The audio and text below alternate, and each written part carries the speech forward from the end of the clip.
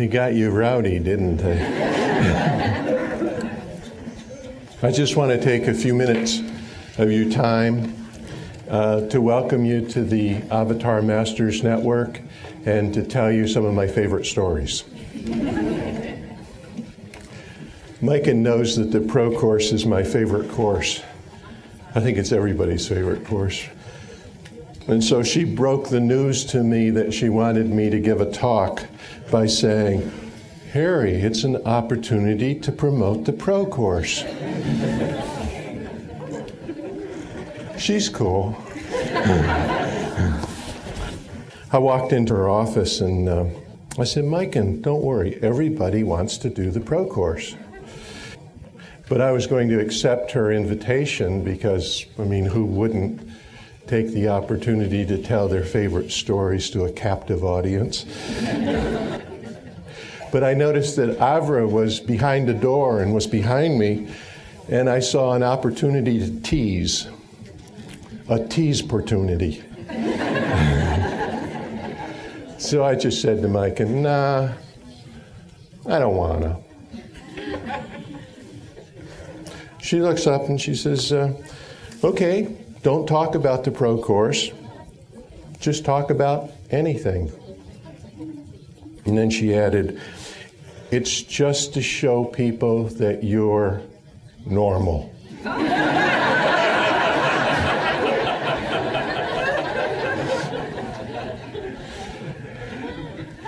And now behind me, Avra's waving her hands so I can't see them to get Micah's attention.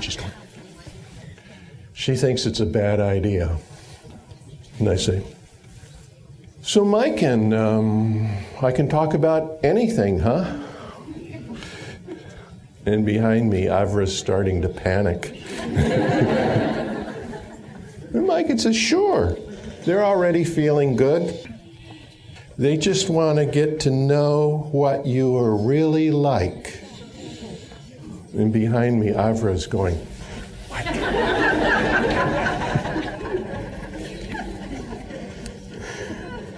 So here I am with permission has been granted to talk about anything. Trainers try to catch Avra if she faints. Actually, I tease her, but don't you think that she's wonderful?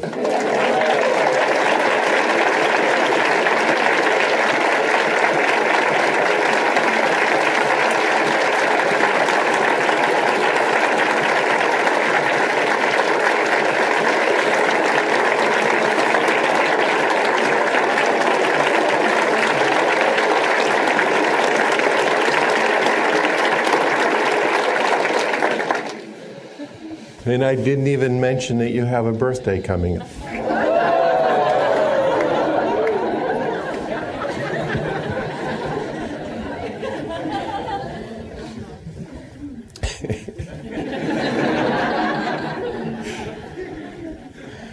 In the past, I gave advice to masters, and I said there are two modes of operation. And the first mode is called whacking at the beast. And this means that you're working steadily and making some progress, doing whatever needs to be done. And the second mode of operation is celebrating victory. And celebrating victory is the feeling that you have when the job is done. But have you ever noticed how tired you are when you finish a job? That's not a good time to celebrate victory. So I think people should celebrate victory anytime they take a break from whacking at the beast. The only people who have to wait to the end of the job to celebrate victory are the ones who have secondaries about their success. So here's a free moment. How does it feel to have successfully created an enlightened planetary civilization?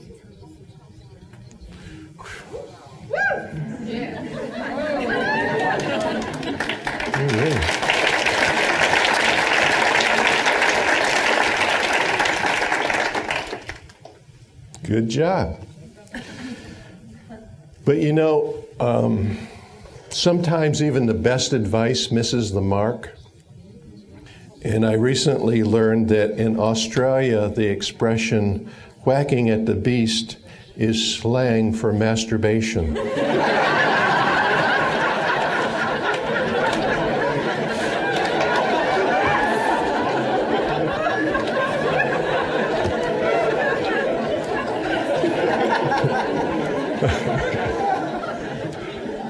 I think I know why Australia was so quick to embrace Avatar.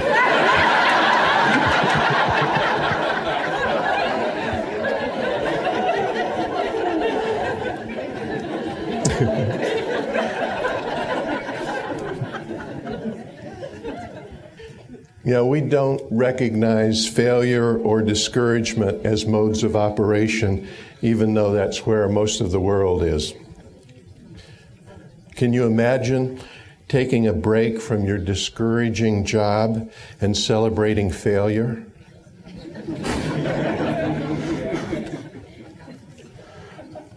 Plenty of people are doing it, but not avatars. Avatars are source beings. You are making source beings, beings that are personally responsible for their own life. Source being is a powerful creator. No excuses, no blame. There's a scale of activity in this universe that has been badly violated for a long time. And the scale goes like this. First, you make a source being, somebody who's responsible for their own beliefs. And that's the step that has been missing. And it's been camouflaged by a lot of opinionated indoctrination that preaches, well, this is what you should believe. And once you have a source being, the next activity is to begin taking responsibility for the world, to increase the care, understanding, compassion in the world. And everyone pretty much agrees that the world would be better if there were more care and understanding. But we've been trying to bring that about, acting from being an indoctrinated puppet rather than acting as a source being. People who don't become source talk about helping the world, but they don't do very much. So Avatar was the step that was missing. And the result that you're looking for when you deliver Avatar to someone is a source being. I know some masters used to believe that when their avatar believed exactly what they believed, it was cool.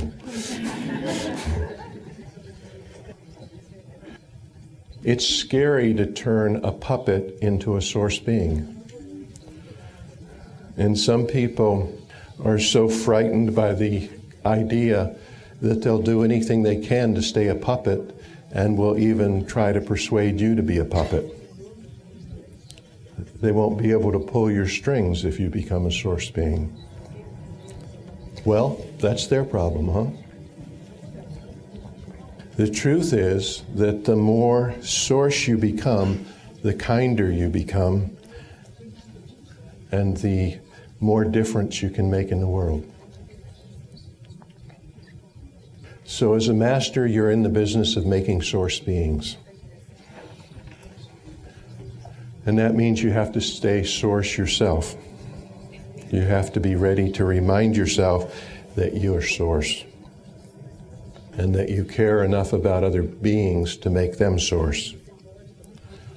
And that's why I say, deliver Avatar to as many people as you can, as soon as you can. Try this one more time. How does it feel to have successfully created an enlightened planetary civilization?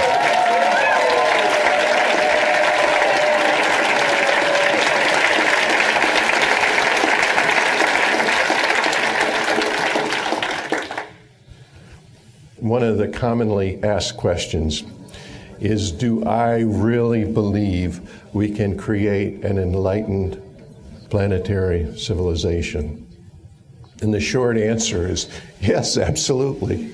No secondaries. I believe that the future depends upon the choices that you make or don't make right now, today.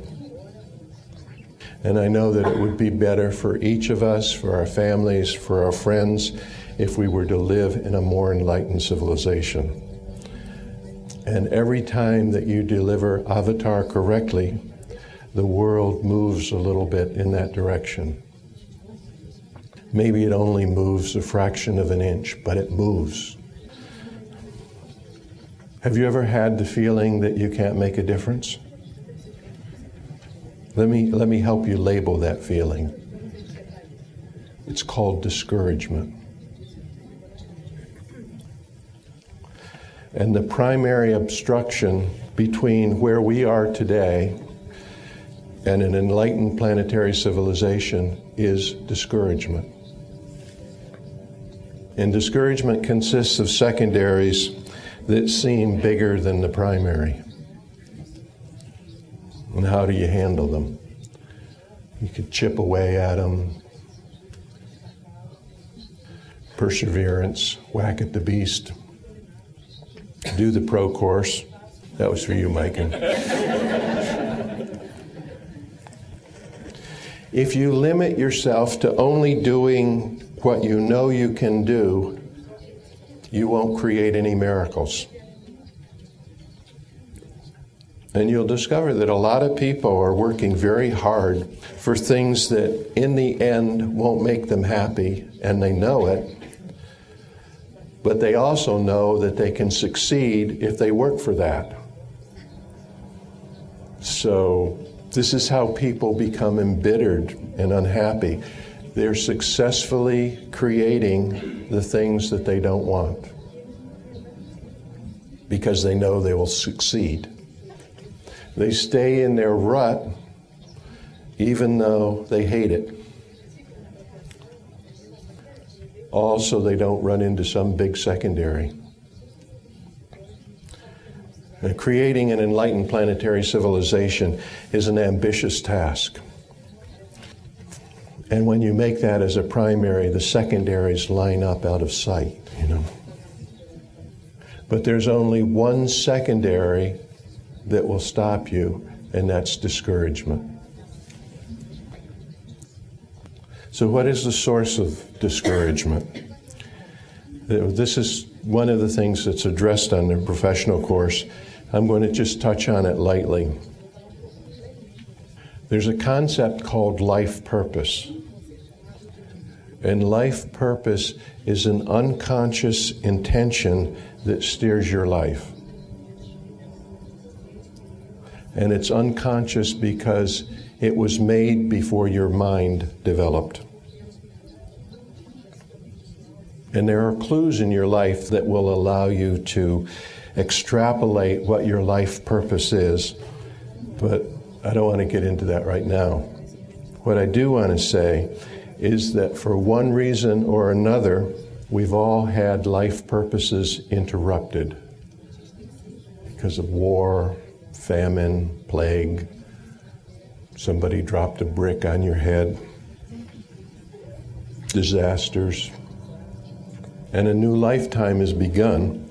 And with a new viewpoint and a new life purpose, and maybe even a new gender added into the mix. But the unfinished purpose now carries forward as a hidden secondary. And this is the source of discouragement.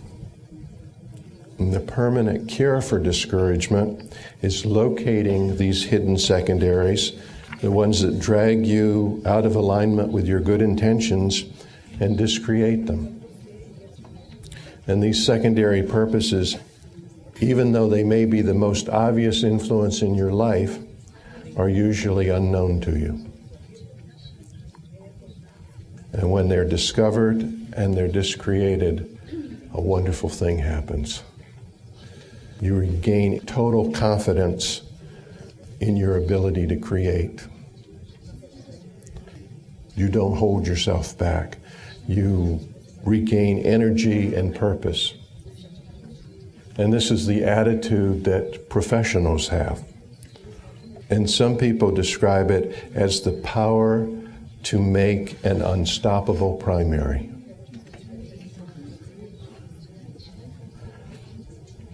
One of the things you realize is that you could be working for the benefit of that eternal part of you and confronting secondaries head on, rather than wasting your time with one step forward, one step back. And right after that realization, you look around for something useful to do. And that's where contributing to the creation of an enlightened civilization comes in. If you have some secondaries, don't despair. Until you do the pro course, you have the life alignment program in resurfacing, and you have the discouragement drill to keep you on track. Any discouragement that you encounter, you can handle by increasing your efforts 5 times.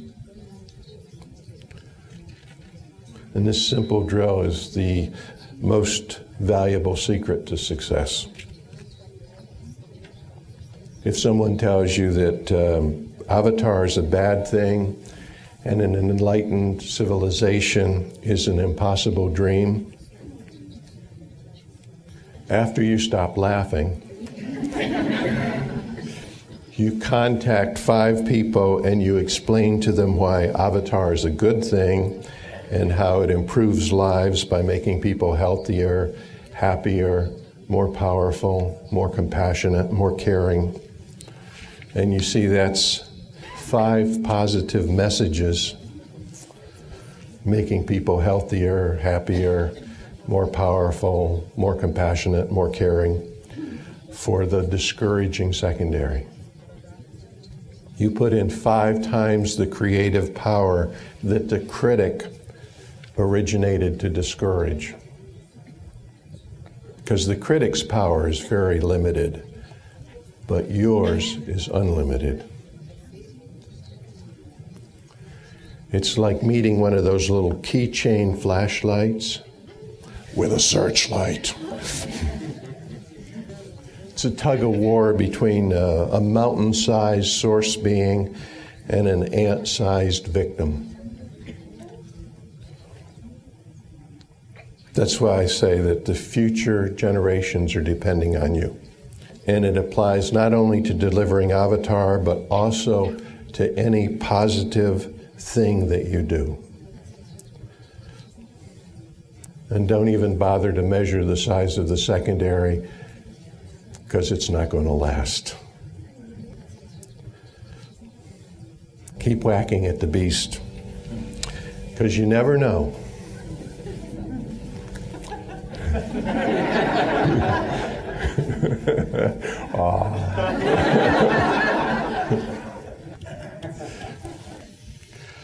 In 1859, Clarence Adams and Cornelius Vanderbilt formed a mining company in Nevada.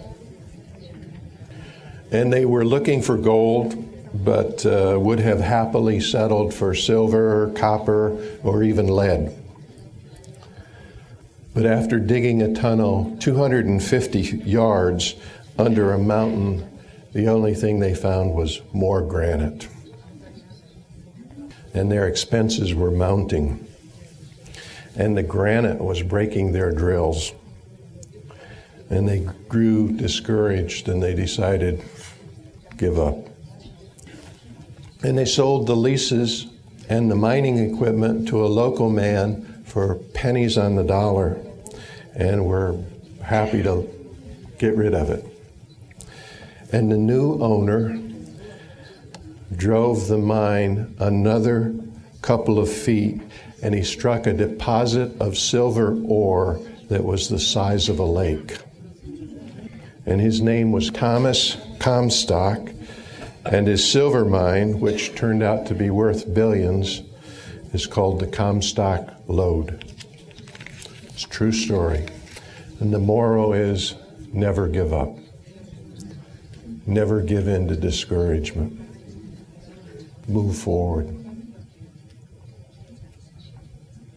There's a classic Buddhist story that I like to tell. It's one of Avra's favorites. Two neighbors are talking. One says to the other, "Your son is very lucky to have a fine white horse." And the farmer replies, "You never know." And a few weeks later, the white horse runs away, and the neighbor says, "Your son is very unlucky to lose such a fine white horse. You must be very discouraged." And the farmer replies, "You never know." That week passed, and the white horse returns, and it brings a wild horse with it. And the neighbor says, "Whoa, your son is very lucky to have his horse come back and bring a wild horse with it." And the farmer says, "You never know." And that week, the son is thrown from the wild horse and he breaks his leg. And the neighbor says, "Oh, your son is very unlucky to get thrown from a wild horse and break his legs. He must be very discouraged."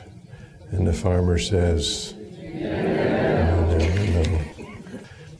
And a week later, a soon-to-be-defeated army is formed, and all of the able-bodied men in the village are inscripted into the army. But because the farmer's son has a broken leg, he's left behind. What a great attitude, huh?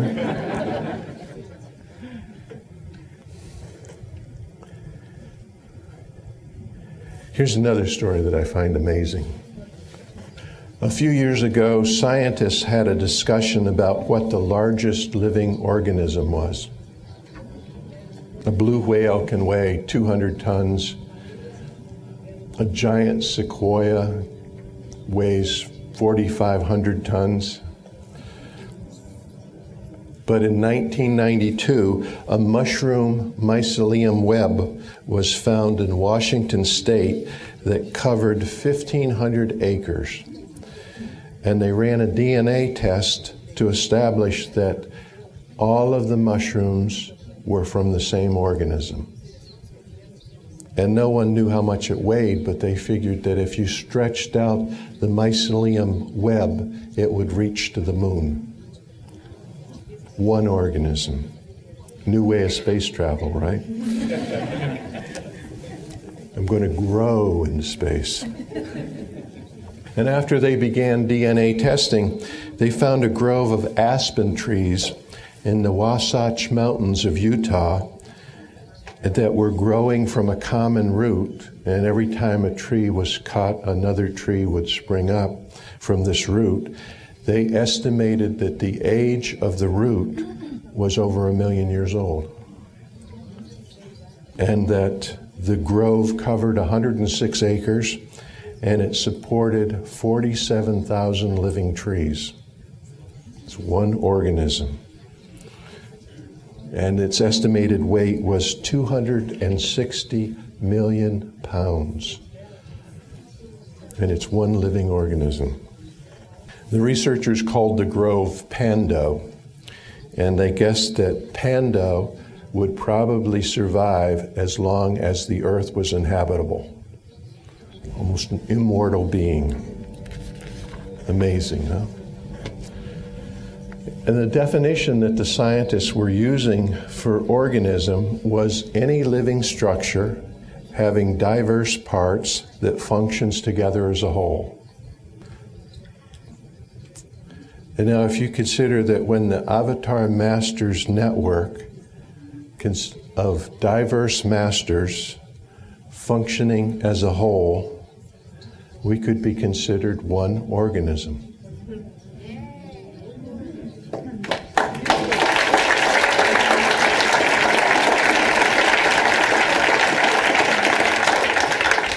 And our organism encircles the globe and grows bigger every day. And I'd estimate that the total weight of Avatar Masters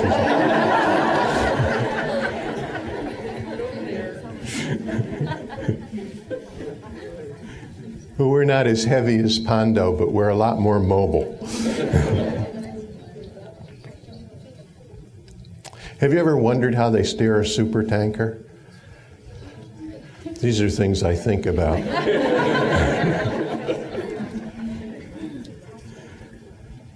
Well, a supertanker is huge. It's like 10 football fields long, and the rudder can weigh 50 tons.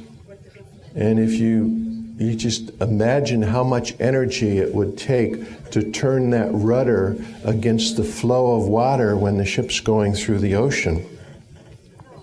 It's sort of like trying to change the direction of a civilization. But there's a secret to the ship's rudder. On the back of the 50-ton rudder is a smaller rudder, and on the back of the smaller rudder are still smaller rudders, which they call trim tabs. And turning the trim tab steers the smaller rudder, and the smaller rudder steers the larger rudder, and the larger rudder steers the ship. You can't make a sharp turn with a supertanker. You have to plan a little ways ahead. The lesson of Alaska, huh? But here's the point. The Avatar Masters Network is like the trim tabs on the small rudder that steers the large rudder that steers civilization. So, do I believe that we can create an enlightened planetary civilization? Of course, absolutely. One more story.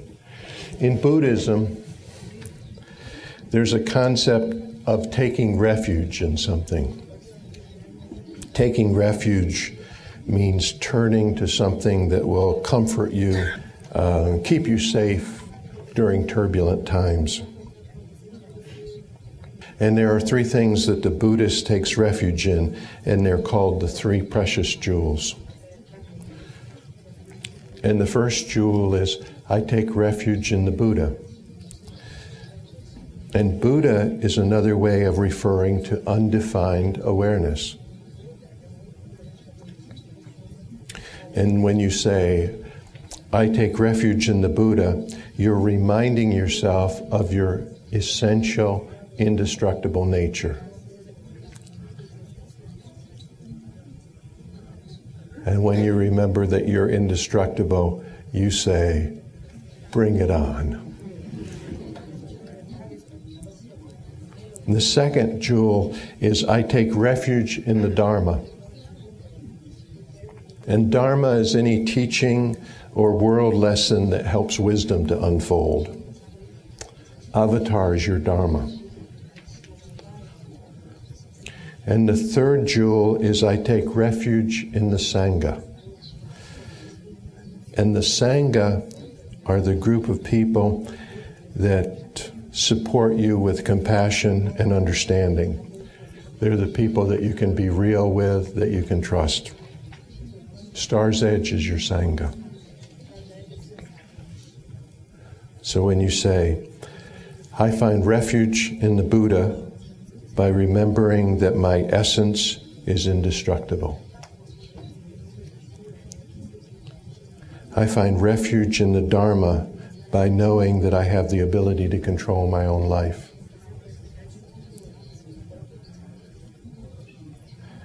I find refuge in the Sangha by knowing I have trusted friends.